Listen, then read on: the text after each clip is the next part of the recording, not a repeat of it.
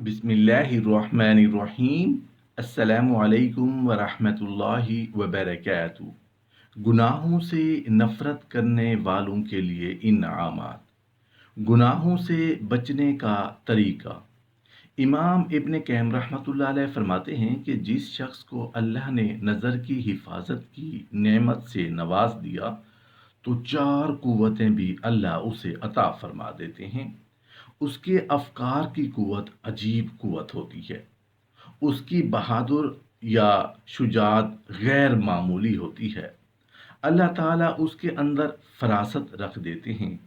और साथ ही इनशराह सदर यानी दीन के किसी भी मामले में शराह सदर इस कदर उसके अंदर होती है कि अफकार, अकीदे और मन बिल्कुल साफ शफाफ शीशे की तरह चमकदार होता है। मखलूक के बारे में ये कानून इलाही है कि अगर कोई हराम काम तक रसाई हासिल कर लेने के बावजूद उस बुराई को तर्क कर दे तो उस वजह से जो इस दुनिया में उसे रंजो अलम पहुंचता है उसके एवज अल्लाह ताला उसे इस आलम रंग बू में तमाम मुसर्रतों से हमकिनार करते हैं। और अगर उस बुराई को तर्क करने से हलाकत वाक़ई हो जाए तो ये बहुत बड़ी कामरानी है। अल्लाह ताला उस बंदे के अजर को ज़ाय नहीं करते जो उसकी खातिर तकलीफ बर्दाश्त करता है। जो कोई किसी बुराई के जंजाल से निकलता है तो अल्लाह ताला उसकी निगहबानी फरमाते हैं, उसकी बेशुमार कदरदानी करते हैं। यूसुफ अलैहिस्सलाम अजीज़ मिस्र की बीवी की दावत गुनाह को अल्लाह ताला की खुशनुदी की खातिर ठुकरा कर जेल की काल कोठरी में पाबंद सलासल होना पसंद करते हैं तो अल्लाह ताला ने उनके उसके एवज ये इनायत फरमाई कि उनको सरजमीन मिस्र का मुक्तदर आला बना दिया कि पूरी सल्तनत के सियाह सफेद के मालिक बन गए। यूसुफ अलैहिस्सलाम को अल्लाह सुब्हानहू व तआला ने किस कदर बेपाया जजा अता फरमाई कि कैद की तंगियों से रिहाई दिलाकर पूरी सरजमीन मिस्र का इक़्तिदार मुहैया किया। अजीज़ मिस्र और उसकी अहलिया दोनों सरंगू हो गए। अजीज़ मिस्र की बीवी और उसकी हमजोलियाँ सरेआम आप सल्लल्लाहु अलैहि वसल्लम की बरात पाक दामनी और गुनाह से ला ताल्लुकी का ऐलान कर रही हूँ। आगाज़ आफरीनिश से रोज़े क़यामत तक अपने बंदों के लिए अल्लाह ताला का यही कानून है कि अपने बंदों को बुराई छोड़ने का वो समरा ज़रूर देगा। जब सुलेमान बिन दाऊद अलैहिस्सलाम अपने घोड़ों में मगन यानी मसरूफ़ हो जाने की वजह से नमाज असर अदा न कर सके यहाँ तक कि सूरज गरूब हो गया तो इस सदमा की ताब ना ला सके उन्होंने अपने अस्पान बावफाओं कीमती और नायाब घोड़ों को काट कर रख दिया तो उसके इवज में अल्लाह ताला ने उनके लिए बाद सबा हवाओं को ताबे फरमा दिया कि उसके दोस्त तवाना पे सवार होकर जहां चाहें जाएं। जब मक्का मुकरमा से हिजरत करने वालों ने अपने घरों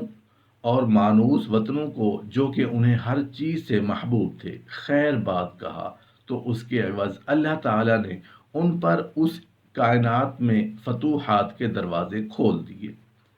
चार मांगे आलम में उनकी फरमानरवाई के फेरे लहराए।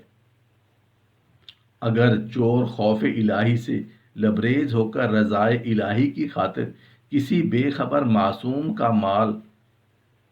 चुराने से गुरेज करे तो अल्लाह पाक उसे उतना ही अपनी जनाब से बेहिसाब माल और फराहम करेंगे जितना उसने छोड़ा है।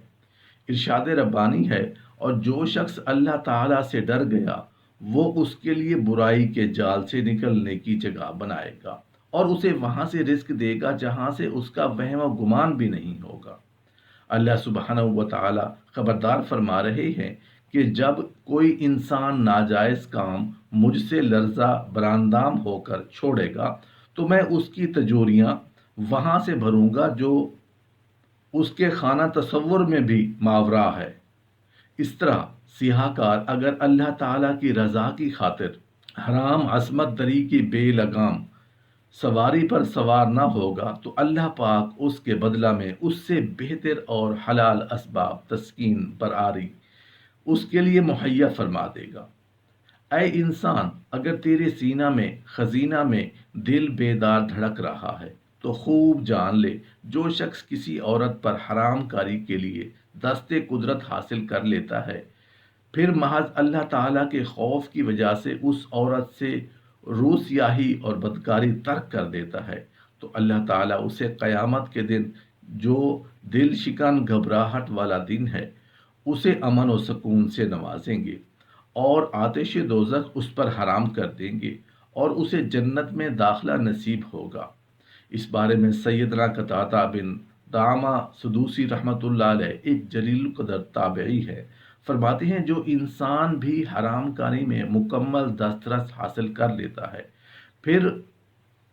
اسے صرف اللہ تعالیٰ کے خوف سے چھوڑتا ہے، تو اللہ تعالیٰ اسے اس فانی دنیا میں آخرت سے پہلے اس کا بہترین بدلہ عطا فرمائیں گے، جو اس محرومی سے کئی گنا بڑھ کر ہوگا۔ سیدنا ابی بن کعب رضی اللہ عنہ کا قول ہے کہ جو بندہ اللہ تعالیٰ کی رضا کی خاطر کچھ چھوڑتا ہے تو اللہ تعالیٰ اس کا بدلہ اس سے کئی گنا بڑھا دیتے ہیں،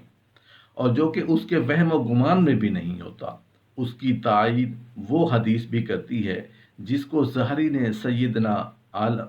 سے انہوں نے اپنے باپ سے مرفوع یعنی نبی کریم صلی اللہ علیہ وآلہ وسلم کی طرف منسوب بیان کیا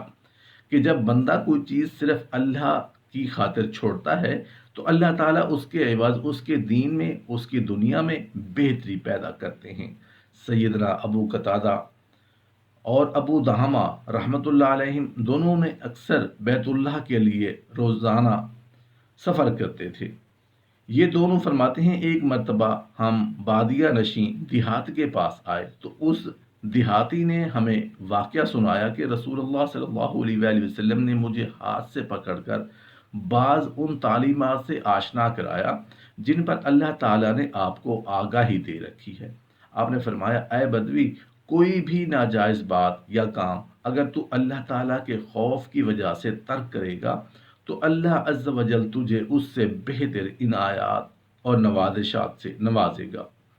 سیدنا سہل بن معاذ بن انس جہنی اپنے باپ سے بیان کرتے ہیں کہ رسول اللہ صلی اللہ علیہ وآلہ وسلم نے فرمایا، جو شخص لباس شہرت و فخر طاقت رکھنے کے باوجود رضائے الہی کی چوکھٹ پہ سرنگوں ہوتے ہوئے چھوڑ دے، نہ پہنے، تو قیامت کے دن اللہ تعالیٰ اسے لوگوں کے روبرو بلائیں گے اور اسے اختیار دیں گے اپنی مرضی کے مطابق جون سا چاہے ایمان کا جوڑا زیب تن کرے۔